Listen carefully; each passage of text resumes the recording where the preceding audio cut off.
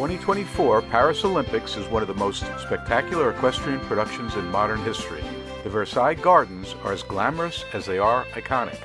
The French added their artistic attention to detail, and the Americans entered one of their most talented Olympic jumping teams. Whether or not they medal is often determined by small imperfections.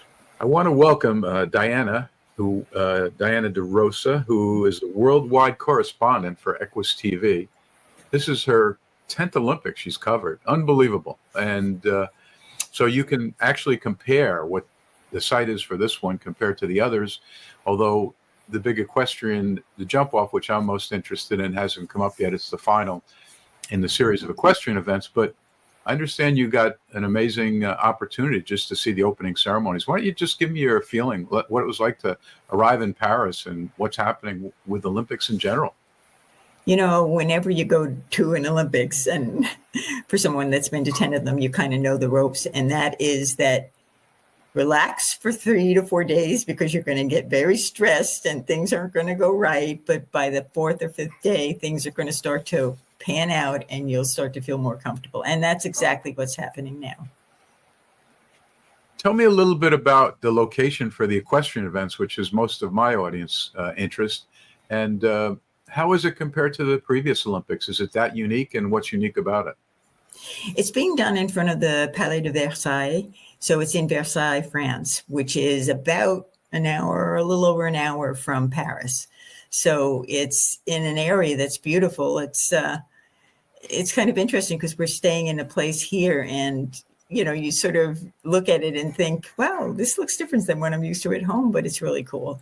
Lots of stores next to each other. But the venue itself is beautiful. And I would say comparable to the last few Olympics I've been to. I mean, I've seen a really improvement in all of the Olympics. They really do it right now. You know, they make sure the horses are taken care of. They make sure the barn conditions are good, and they make sure that the grooms are, you know, there's so much more effort and energy put into it. So it's on par, I think, with, you know, the London Olympic Games, the Rio Olympic Games. They were all pretty darn good, the facilities.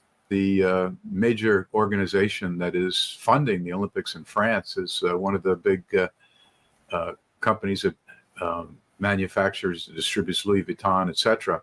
LV something. And I see the graphics are beautiful. The French have a particular flair for fashion and for design and for perfection. And he changed the color swath just slightly to bring it to a more modern vintage. And maybe you can comment on that, and also comment a little bit about, have you seen some of the USA equestrian riders with Polo Ralph Lauren with their outfits? They're very, very unique. Yeah, no, I've definitely seen some of the riders because 3 of them went today in the cross-country course, which was magnificent. And it's amazing what you see out there, the countries from, there were 64 riders from all over the world. I mean, even places like Morocco and, of course, France and the United States, and the big ones, you know, Germany, and the British people were there. And it's really, you know, you only think that those are going to be the ones that are there, but there was Poland, there was Portugal, there was Slovenia. I mean, so many that you wouldn't expect to be there. So it's wonderful. I'm not asking you to handicap where the U.S. is going to go, especially in the jump or any of the equestrian sports, but maybe you get a feel for how they are going to size up. Or do you believe they're going to medal in some way, shape, or form? Or have there been other countries that have emerged? That's happened in some of the sports where, even in basketball, some of the lower caliber teams, of course, they have a lot of American athletes playing in colleges here, but now they're playing for their country and their homeland. And is the same thing happening in the equestrian sport, or do we have a good chance to be medalists in each one of the 3 divisions of the equestrian sport, or is it going to be a real challenge? What do you think? I think that the last few years, it's been interesting because I feel like they've done some changes. For instance, normally there's 4 riders and you can do a drop score. Now there's only 3 riders that they compete in the different events, which means you have no drop score. But what that's done is it's opened the door for the lesser known countries to really get a chance. And I think the eventing part, which is going on now, is a good example of that, because Japan is right now in the top. We don't know until after the show jumping what the results are going to be, because anything can change. So just because there's an order doesn't mean that that will stick one reel down and you could go to the bottom when you're at the top. So it's pretty interesting. But just seeing that Japan is up there is pretty amazing to me. And I personally think it would be wonderful if they got a medal. That's interesting. We don't typically think of Japan being in the show world of the equestrian sport, although in racing, very, very strong in the thoroughbred area in Japan. In fact, we're starting to import some of the thoroughbred blood back that went over that way to diversify the pool of genes. Just so everyone knows, that the team is going to be McLain Ward, 2-time gold and 2-time silver medalist, Kraut, 1-time gold and 1-time silver medalist, Kent Farrington, a silver medalist. And we do have a fourth as an alternate, do we not, who's Karl Cook? But will that fourth person, whoever that is, will they get a shot at going for the individual medal anyway, or that's up to the team to decide who goes for individual? I do know that in the past, sometimes there have been some changes, but to be honest, I have to check into the rules for that, because that is a question. That's a good question. But the thing that I want to talk about is that if you came to me and you said, who do you think is going to make the team? I would have said Kent Farrington, McLain Ward, Laura Kraut, because they tend to make it every time, and they are an incredible three musketeer match and have really brought home incredible, medals in so many of the Olympic Games. But that fourth one tends to be, you just don't know. And very often that changes. And it has nothing to do with politics. These are really the incredible top three people in the world. Well, just so anyone listening understands that you're speaking from the hip here, because we talked about this in advance. We didn't have any idea about who would be on the team, and those are the three that you mentioned. So it's not, I wish I had you handicapping the races this way, but but you said that, and I recognize this, and I happened to be fortunate to run into Kent Farrington in Florida for an interview, and he said, well, this is my homeland, Florida, and this is where he's making a real effort to get back heavy. So he campaigned heavily for this Olympics for this year. And the same thing with Karl Cook. He's from California, and, he's got to travel a longer distance. Most of the people that are showing are from East Coast, so to speak. He's the one from California. I believe he's in it. He won the Hampton Classic. I don't recall if it was last year or the year before, but very nice guy, very, very purposefully strategizes to win, and very polite gentleman, but a hardcore competitor. So I hope he's in it, because I like the guy. He was great to talk to. Well, it's interesting, again, only from previous interviews, he won the Hampton Classic one year, and he said, I was speaking to my home farm in California. I was already out like in Ohio or Michigan. And they said, what are you doing next? And when are you coming home? He says, well, I'm halfway to New York. I think I'll go the rest of the way, try the Hampton Classic. That's the kind of guy he is. He said, I'm going to give it a shot. And he was surprised he did so well. And he's really a good competitor. He deserves it if he gets it. But will that individual fourth get a chance at a medal? Because I think in years past they had allowed that. Maybe there was only three that could ride, but whoever was in charge of the team says, well, the fourth person's been hanging out with us the whole time. They deserve a shot. And they sit someone down for the individual. I could be wrong, but that's what I recall from the past. And you never know, because I'll tell you a little secret here. Will Coleman was supposed to be in the 3-day event, and he ended up not being able to do that. And so Liz Halliday took his spot. So you just never know. I mean, it doesn't even have to be that the fourth one is included. It can simply be that one of the three doesn't make it, their horse doesn't make it, and they end up in there. Or with transportation and all sorts of other issues, being a veterinarian, it's not infeasible to think that one of the horses runs into a problem when they're over there, and they say, well, I guess the horse rider combination is such an intimate connection. That's what wins it, the team. Yeah. And listen, I did find out Karl Cook is the reserve rider on this. So yeah, he's going to be there. All right. Well, I gave you a heads up here from New York to Paris, but it's interesting because there were many names listed and there was many lists of who was going to be in it. A little confusing if you don't understand the sport, but I'm so glad he's the man, because He's a tough competitor, but one of the nicest guys. I mean, sometimes you think the tough competitors want to beat the hell out of you, but he's a nice guy, and he's a gracious loser, but he's also a very proud winner. We're here with Dr. Heather Sherman. She's now the supervising vet for the USA Equestrian Jump team, and I welcome her. She's been in practice with John Steele and Associates for 9 years, is now a partner there. She follows a very prominent veterinarian, Tim Ober, Dr. Tim Ober, who I know very well from my Tufts days, and he did this for 22 years, and he's sort of passed the torch on to Heather Sherman. I'm sure she's totally qualified and anxious to do this and has a tremendous resume, but that's not the point of today, to hear about your resume. There's no job offers here. We're just basically trying to find out, for those that are still in the States and they're wondering what it's like to have landed in Paris, now at the Olympics, a unique environment. What's it like to just be exposed to all this? Yeah, so it's been, we actually just got onto the venue today. I've actually been over here for the past week, over here meaning Europe, because our horses for the team have all been based over here, more or less for the past 8 weeks, I would say, maybe a little bit, some a little longer, but they've all kind of set up camps here in Europe. So for the past week, I've been kind of traveling around, seeing our horses kind of in their final preparation. And so we got to venue today, which is absolutely incredible. It's on the Palace of Versailles, and we got a chance to walk around, see the stabling and see the venue and watch the eventing final today. So that was a good experience. And yeah, it's Olympics. It's, doesn't get better than that.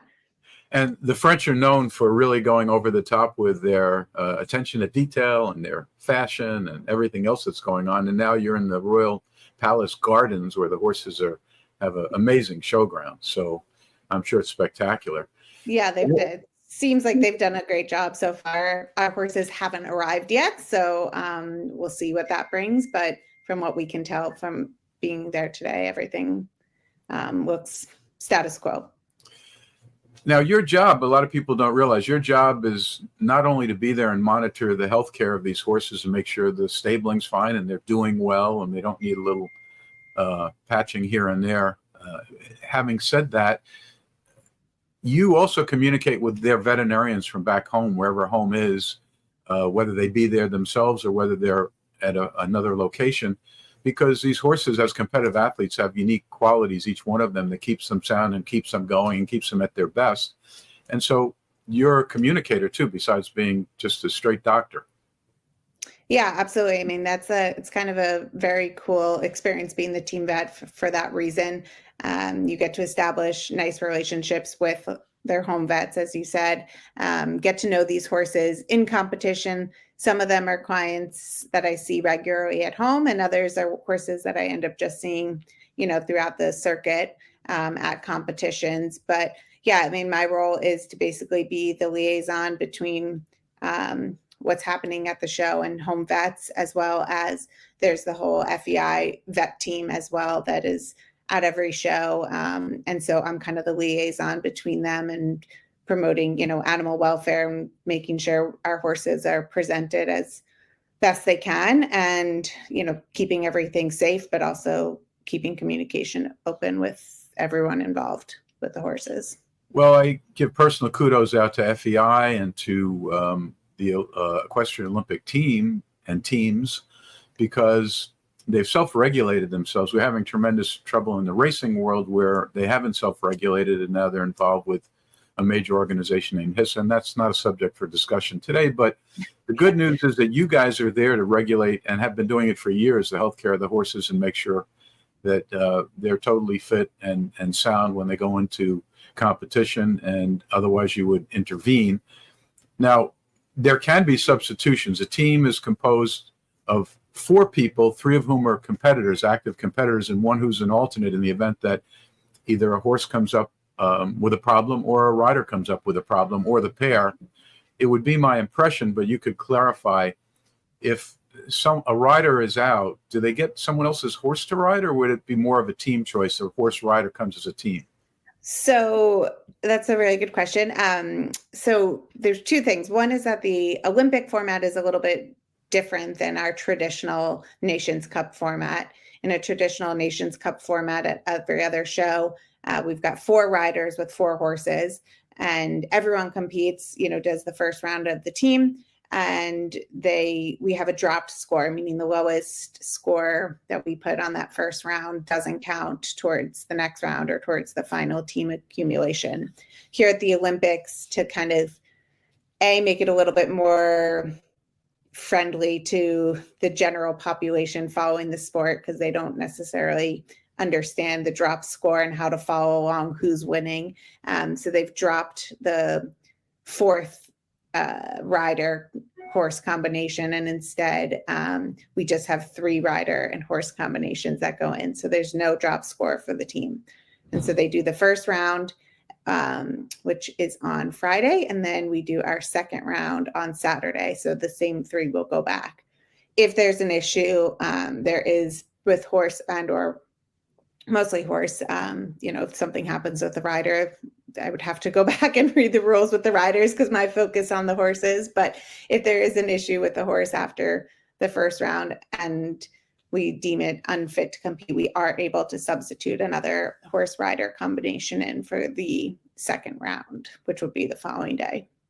Okay, and just for the audience, the 4 super individuals picked for the team would be McLain Ward, Laura Kraut, Kent Farrington, all of whom have been in previous Olympics and have all medaled. And then the newest is Karl Cook, who I've personally watched ride and win many awards, super qualified, super horse.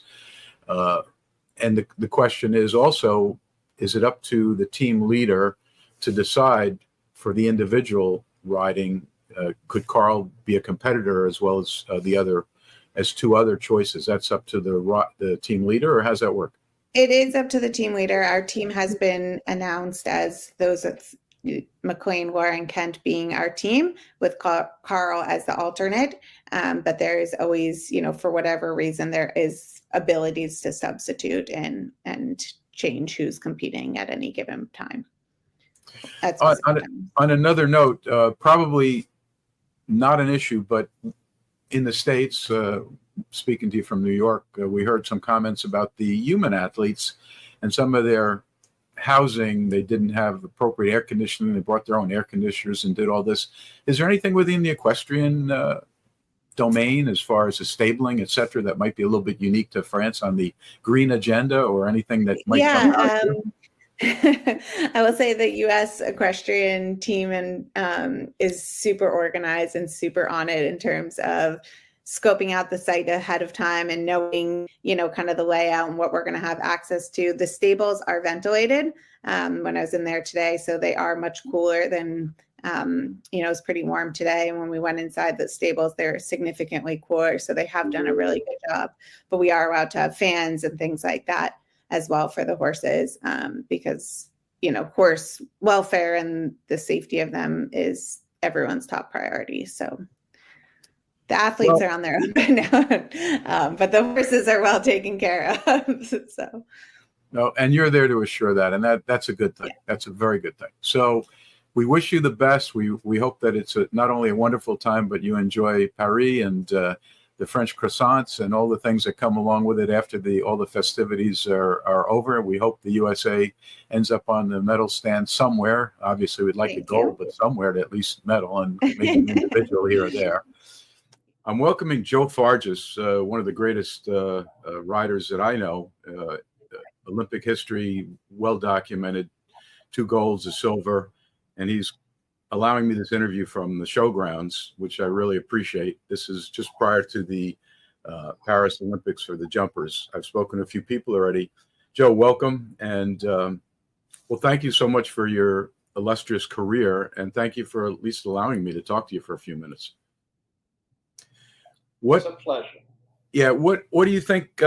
These are just some general questions. Some of these guys are going over there. The team this year is 3 very established previous medalists and 1 newcomer. We have McLain Ward, Laura Kraut, Kent Farrington have all medaled before, and Karl Cook is the alternate. What's the excitement level for these guys? Are these old troopers, we'll call them? is it just another day at work, or is this something extremely unique? Or even for Karl, is this something that he's going to get kind of nervous about until he gets used to the situation? The excitement level has to be high. The Olympics are special. They come every 4 years, but the pomp and circumstance and ceremony surrounding them really builds the excitement and the tension, and it's just wonderful to be there. And I'm sure they're going to do their best. I have no doubt. Because they're all professionals, and the excitement will not bother them. It will heighten their sense of awareness, and I'm sure make them better. Well, we've known each other for many years, and I don't see you smile enough, but I could see when I asked you that question, you were smiling. So my guess is it was bringing back recollections of you in Los Angeles and Seoul. You know, I don't really think about that. That's time past. I only think about the present and the future. And the present right now is the Paris Olympics, and I hope we do very, very, very well. Yeah. What can you say? There's so many things can go right and so many things can go wrong. It's being in the right place at the right time, and I hope we're there. And you know, each one of these athletes has been focused for whatever time period in their lives, many of them many years, and some almost as many years. They've just dreamt of this moment. So now I'm sure that it's quite a positive emotional shock to the system to look into the Palace de Versailles, the gardens, and say, I'm here, I can't believe it. Pinch myself now, like, let's get to business. Is that about appropriate? No, yes. The background, the scenery is incredible, the backdrop, and it really adds to the charm and ambience and the whole thing of the game. I don't know if there will ever be a more beautiful show jumping venue than Paris, ever, ever, ever, from what I've seen. Well, I watched the 3-day a little bit, and it's just gorgeous. I spoke to the team veterinarian yesterday, and she said that they're totally prepared, because one of my concerns was in the Olympics at France, they were talking about the new Green Deal, so to speak, and there were no air conditioners, and for the human athletes, they were bringing their own. And she said, no, we have fans. The team is really, really well set up, and she's there. And kudos to the FEI and the U.S. Contingent, because they're concerned about the health of the horses. And I know as a horseman, that's always been your priority. As you know, I cover some racing, and there's controversies there. But the bottom line is they're well prepared, and each one of the disciplines has their own veterinarian helping coordinate with their hometown veterinarians. So that was a stream of consciousness, really, but we take good care of our horses. The people I know, there's not a stone left unturned between between the blacksmith and the vets and the grooms. The care is 5-star. Absolutely. Some people, I go into some of these barns, and they take better care of their horses than they do necessarily of their own house. Some of these people, it's amazing. Absolutely amazing. I agree, and they should. Yeah. Now, question to you: the travel there, is that an issue with these horses? Riders is one thing, and a little bit of jet lag, etc. But is there any concern for any of these horses, or are they used to this by now? How does that affect them? It doesn't. But I would say most of these horses have been in Europe for quite a while now, in the time zone, and they're comfortable. Travel with horses is a lot easier than it used to be. I read about man o' war going somewhere on a train from Baltimore to, I don't know, Kentucky. It doesn't happen that way anymore. They're all luxury liners and luxury airplanes and luxury everything for horses. Transportation is easy now. All right. I'm not going to ask you to handicap the event, but would you say that the U.S., as typical, is going to end up hopefully within medal range? And easily. There are a bunch of good people. It just depends on centimeters, if a horse knocks a jump down or not. It could happen, it couldn't. They're all pretty good. Now, for some of the audience that I reach that is involved in multi-disciplines of equestrian sport, and for them, this is like the Super Bowl. This is what they're watching once a year, just to get updated on the best riders in the country. What other teams should we be looking at that would be the closest competition? And it's just a hypothetical because you don't know for sure, and I don't either. There are 5, 6 good, excellent teams. There's France; it's their home territory, so that must give them some sort of buzz. There's us. There's Germany. There's Belgium. There's Sweden, who won the last time. I don't want to leave anybody out, but those are the names that stick with me. Yeah, well, it was interesting. I only followed a little bit, but I saw the French swimmer the other night, and what an amazing thing for a young man to dedicate himself to the Olympics and to be the best in the world, and then to win in his own home country, not in a foreign country. Yes. I think that gives them an advantage, just the excitement of being at home. Absolutely. Also, with the and I'm not a huge follower of every Olympic event, but the fencing, that's a very, very high level French interest, not necessarily all the other countries. And they said the stadium from the outside, you could hear cheers like it was a Super Bowl. Yes. They loved it. Now, when you're in the zone doing what you do best, riding and worrying about just steering your horse to hit every one of the jumps on time, do you hear the roar of the crowd, or is that sort of phased out at some point? If you hear something outside the ring, something's wrong. You have to be just totally present and riding at the next jump. So when you're by what's outside the ring. So when you're that focused, you tune the crowd out. You basically do what you have to do, and you worry about. I think you have to.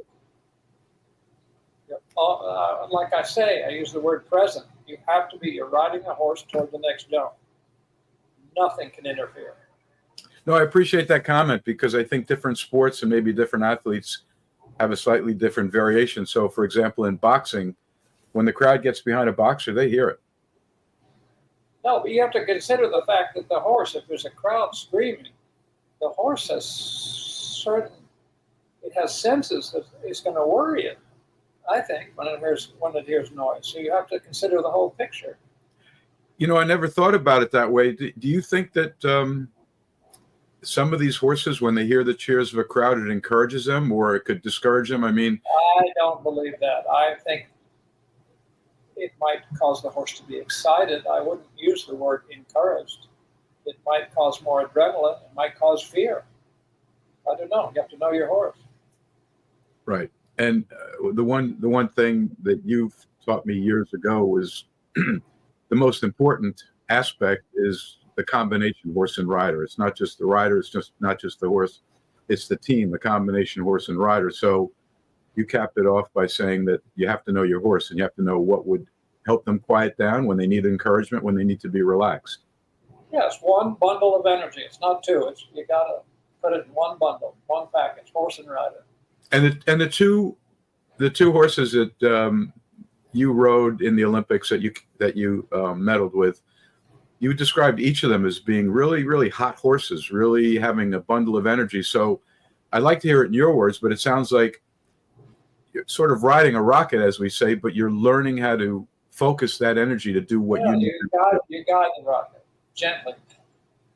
Okay, so you're a pilot of the sort, and you're sitting on a rocket with a lot of energy, and you're hoping to steer it, and you're hoping to keep them relaxed enough to also get their concentration. Hoping to direct that energy straight ahead of you.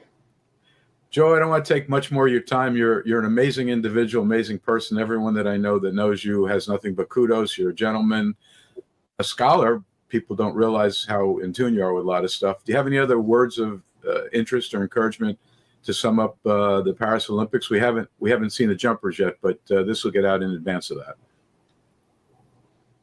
No, I just hope the United States does very, very well. And, just say that it was a silver medal rather than the gold medal. That's just a fraction. It's just marginal how the difference is between rounds and with horses. A time fault, a horse touches the rail lightly.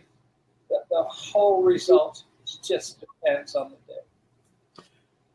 Well, Joe, I have to tell you, I know you really didn't want to do this interview. You don't like interviews too much, and I greatly appreciate it. I appreciate your time. You're quite the sportsman. Everyone in the industry looks up to you, and I thank you so much for all the memories, and I do appreciate the fact that you're still looking forward, and that's kind of my slant on life. Otherwise, we get old. So you just got to keep plugging forward. And I'm sure you're as excited about this Olympics, and 4 years from now, you'll be excited about the next. It's exciting. And the television and the computers really help us get it up close and personal. So there you go. Joe, it's been my pleasure. Thank you so much. I appreciate it. Bye, Doctor.